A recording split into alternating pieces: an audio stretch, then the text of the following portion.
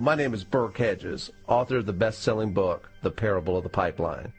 I open my book with a story about Pablo and Bruno, who take two very different paths in their quest for financial independence. What you're about to see is the delightful animated story of their adventure. So, sit back, relax, and enjoy the life-changing lessons in The Parable of the Pipeline.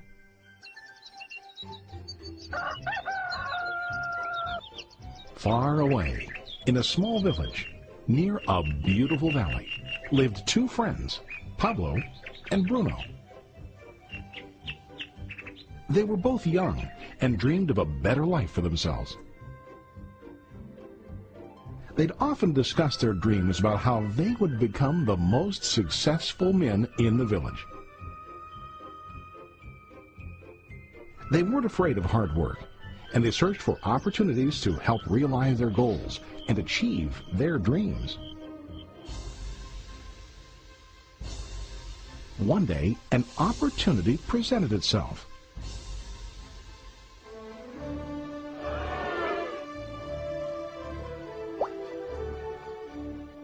The mayor of the village decided to hire two people to bring water from a spring up on the mountain, across the valley, back down to the village.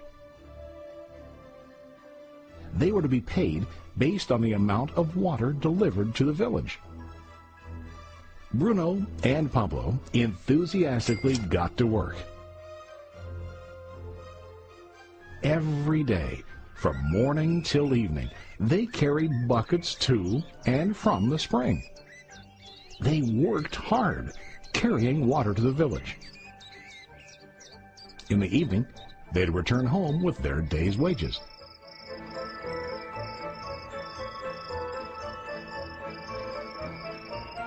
Bruno was satisfied with his work and the money he earned. He was sure that with this work he could achieve his dreams.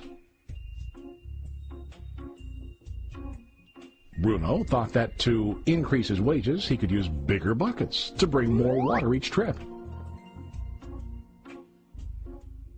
He believed with a larger income he would soon be able to buy a cow and the house that he dreamed about.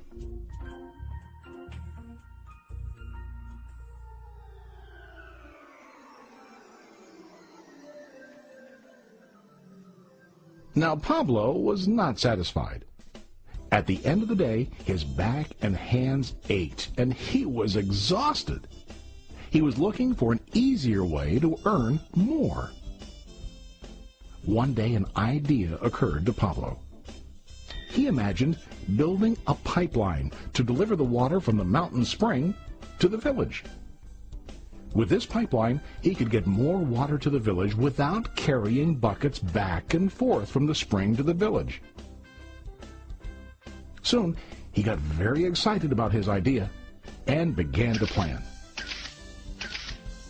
Pablo, of course, shared his idea with his friend Bruno and asked him to join with him to work on and help build the pipeline. Bruno thought the idea was crazy. All Bruno could think about was what his money could buy today and how to get it quicker. He felt that building a pipeline would slow him down and delay him in achieving his goals. Instead, Bruno got bigger buckets and went more often back and forth fetching water. He was sure that with this method he could make more money. Pablo decided to build the pipeline on his own. He understood that it would not be easy to build, and it would take time to complete the pipeline. Pablo knew that it could take several years to finish, but he set his mind on his goal. Every day he worked and carried water like before. But on weekends and during his spare time, he worked hard to dig in the rocky soil and build his pipeline. In the first month, there was little to show for his work.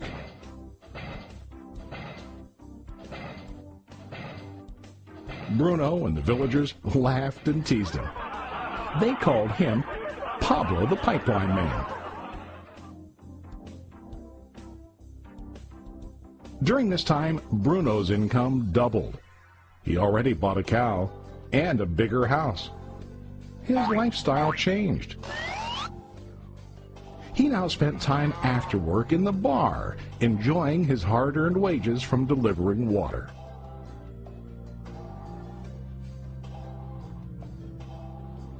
What Bruno didn't realize was that his body was starting to stoop from carrying the heavy buckets every day.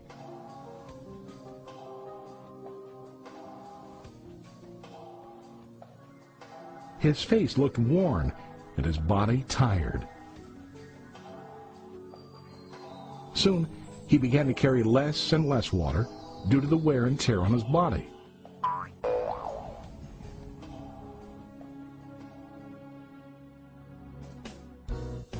Month after month, Pablo worked. Soon a year passed, and then a second year. Finally, Pablo finished his pipeline. He now used his pipeline to deliver water to the village instead of carrying buckets. Pablo was now earning more money than ever before. The water continued flowing to the village, while Pablo wasn't working. While he slept and ate, the water flowed.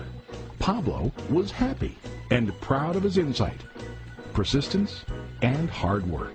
Now his income flowed as long as the water flowed through his pipeline.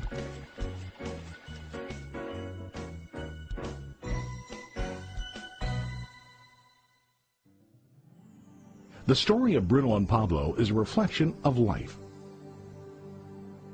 Their jobs symbolize what most people do to earn money. Bruno gets his money using buckets.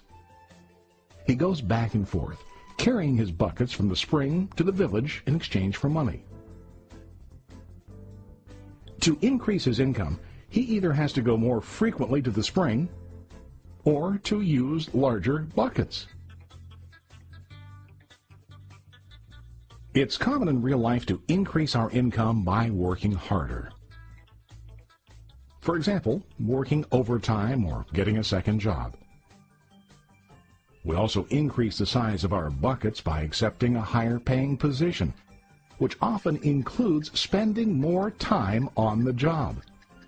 Most of us exchange time for money like Bruno.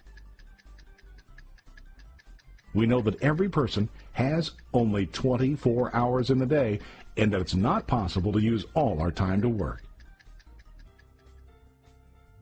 The most difficult time comes when we can no longer exchange time for money due to age, health, or other reasons.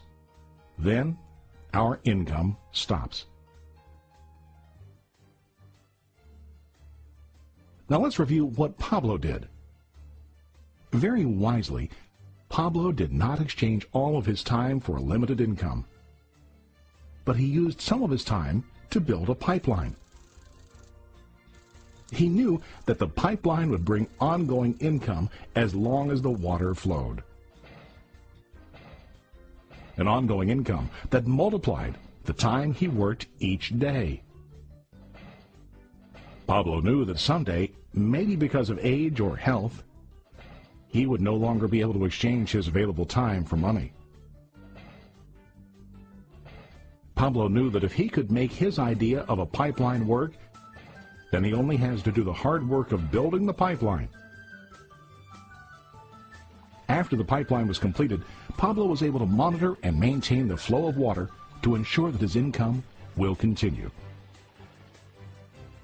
Pablo has shown us that to earn an income, we don't always have to directly exchange time for money.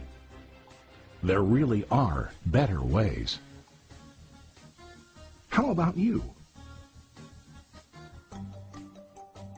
Are you still like Bruno, who directly exchanges time for money? Or do you want to be like Pablo, building and maintaining a pipeline for ongoing income? If you are interested in the idea of building your own pipeline, contact the person who lent you this presentation. You can start building your pipeline today.